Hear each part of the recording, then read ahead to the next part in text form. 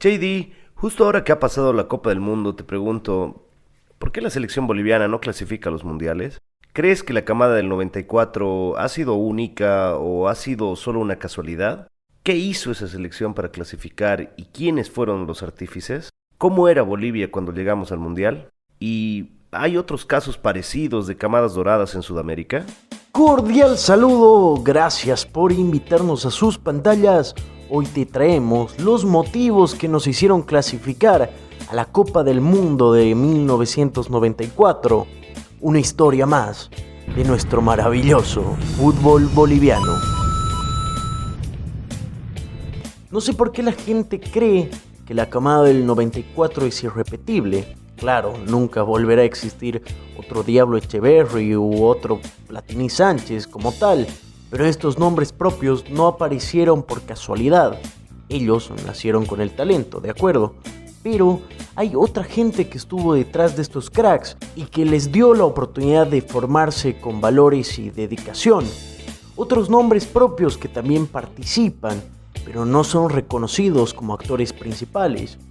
Es así como te presento a uno de los responsables de este progreso en el fútbol nacional, Rolando Aguilera Pareja, que en 1978, para ser más preciso, funda una academia con el nombre de su padre, sin saber por aquel entonces que ese nombre sería ícono no solo para el fútbol de Santa Cruz, sino para todo el fútbol boliviano. La Academia Ramón Tahuichi Aguilera, formadora de más de 250.000 chicos que fueron alejados de las calles y llevados a las canchas. En el 86, la Tahuichi representó a Bolivia en el primer sudamericano sub-16 organizado por la Conmebol, torneo que ganó de la mano de un joven, capaz te suena de algún lado, Marco Antonio Echeverri Vargas, el Diablo para los amigos, que fue goleador y nombrado como mejor jugador del torneo.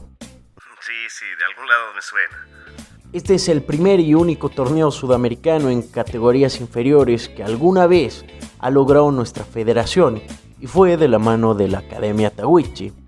6 de los 22 jugadores convocados al Mundial de 1994 se formaron en la Tahuichi. Juan Manuel Peña, Jaime Moreno, Mauricio Tapera Ramos, además de los indiscutibles titulares Erwin Sánchez, Luis Héctor Cristaldo y el ya mencionado Diablo Echeverri. Existe otra escuela histórica formadora de futbolistas, pero esta es cochabambina. Enrique Japp, que aportó 2 jugadores formados en su cantera a la selección del 94, Marco Antonio Sandi y al goleador William Ramallo. En otra entrega podríamos hablar de academias formativas que hubieron y que hay en el país. Comenta si te gustaría y ya que estás por ahí también dale un like y suscríbete al canal. Perfecto, entonces tenemos las bases.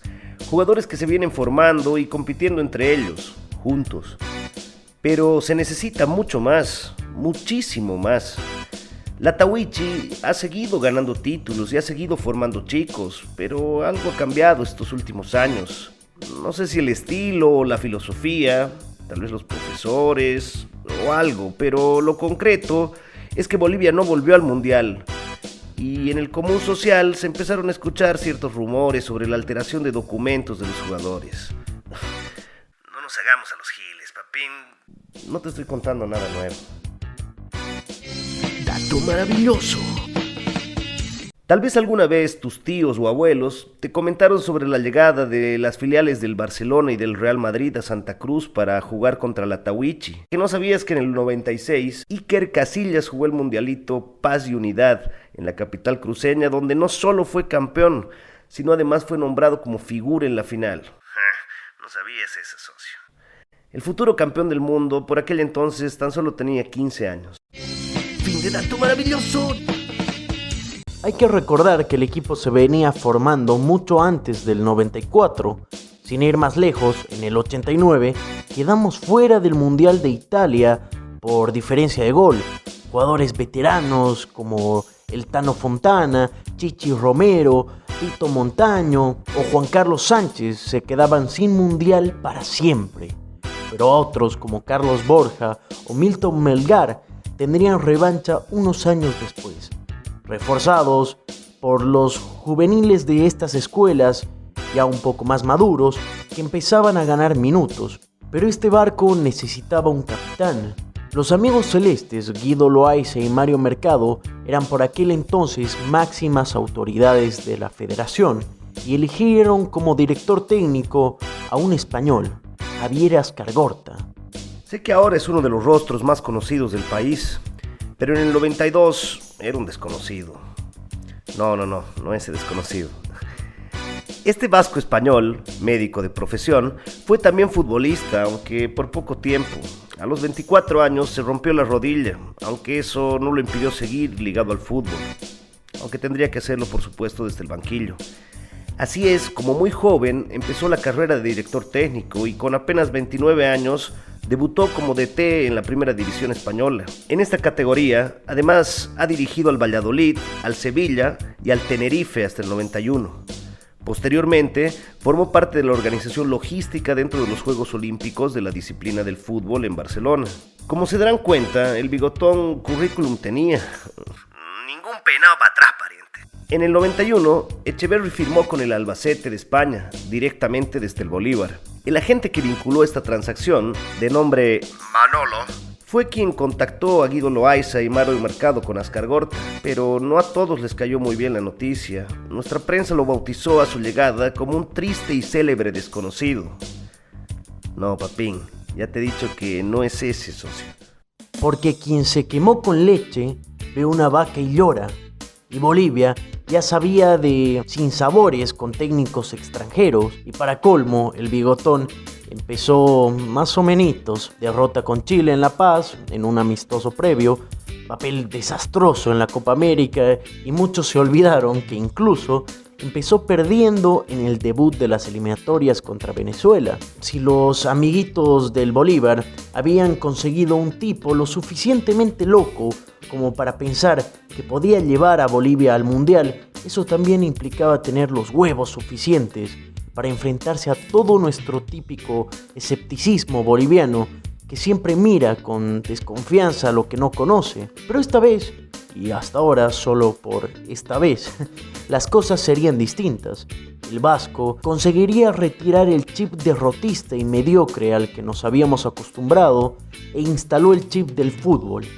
Nos dio actitud, y quién mejor que él para explicarlo. Es decir, la palabra actitud define un poquito la postura con lo que uno enfrenta su vida.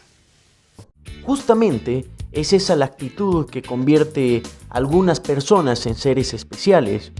Donde otros veían problemas, el profe Javier veía oportunidades. Por citarte un ejemplo, no sé si te acuerdas, pero el bigotón impulsó un viaje de la selección España a un centro de alto rendimiento, donde se explotó al máximo el físico de los jugadores, incluso teniendo renuncias dentro del plantel debido a la exigencia física que demandaba. Pero esa no fue la única concentración de la selección. Meses después hubo otra concentración en Cochabamba.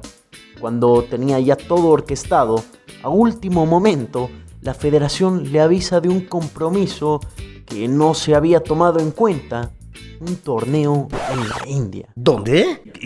¿Cómo? En la India, papín. ¿Cómo?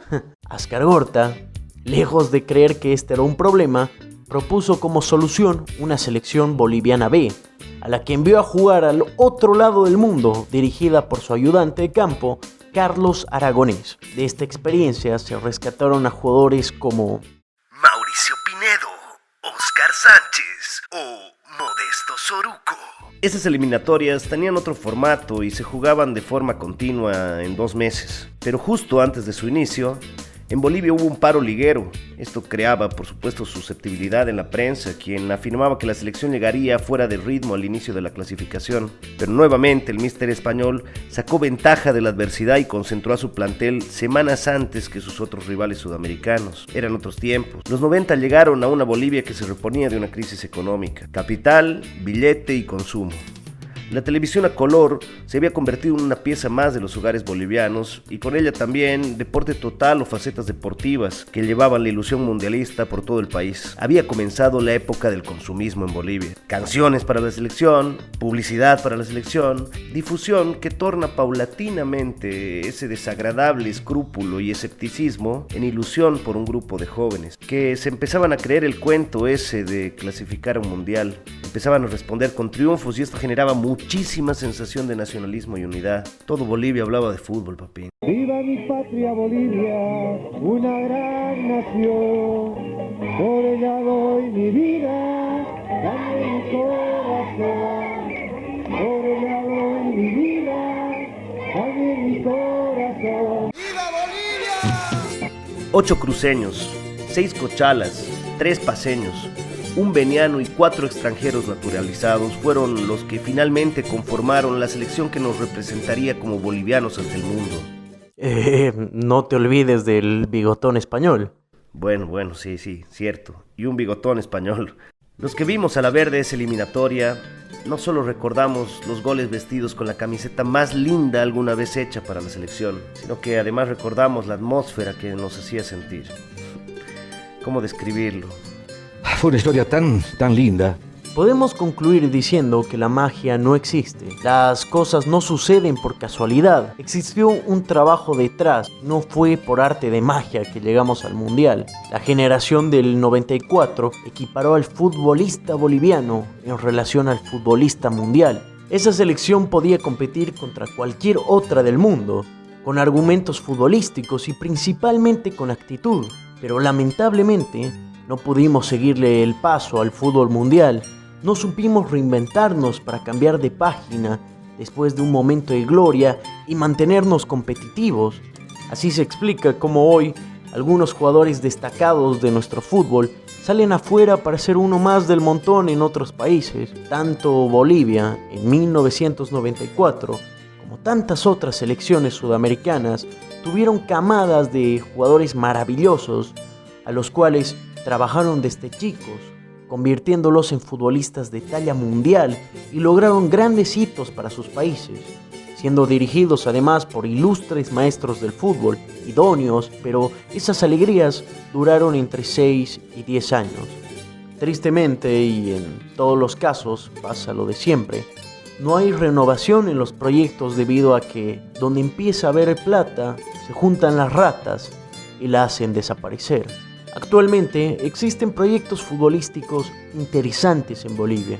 Creemos que ya se identificó el problema y se está trabajando de a poco en la solución. Esperamos que el tiempo haga inservible este video y solamente quede como una historia más de nuestro maravilloso fútbol boliviano.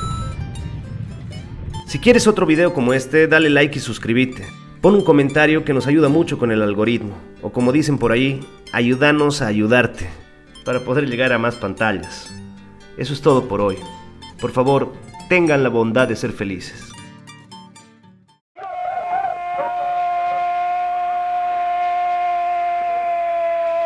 ¡Boliviano! ¡Gol mi Bolivia! ¡Mi Bolivia, mi Bolivia, mi Bolivia, mi Bolivia está al frente! Che, ¿cómo era eso de que la magia no existe?